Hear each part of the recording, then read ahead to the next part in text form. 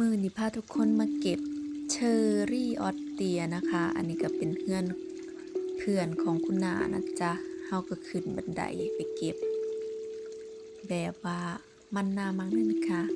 ขึ้นไปว่าจะไปเก็บ ขึ้นไปถ่ายรูปเสร็จ แล้วก็ลงมา อันเนี้ยคุณสามีก็อยากปีนด้วยนะคะ อันนี้กำแพงข้างล่างก็จะเป็นอันเพิ่นเลี้ยงเต่าในบ่อนะคะ เห็นแตะลูกน้อยๆเก็บได้แค่นี้แหละที่จริงก็ได้เต็มกระคุที่เห็นก่อนหน้านั้นก็คือว่า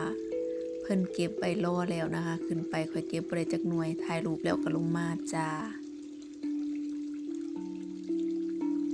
ที่บ้านเนี่ยมีผลไม้เยอะมากบักแอปเปิลก็มีพลับลูกพุนก็มีนะจ๊ะอันนี้คือ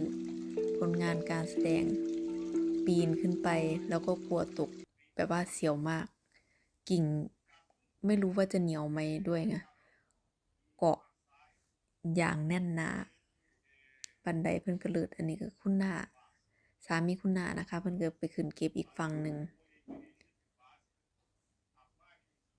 เบิ่งเทิงฝุ่นเต็มต้นอยู่แต่ว่าเก็บบ่ฮอด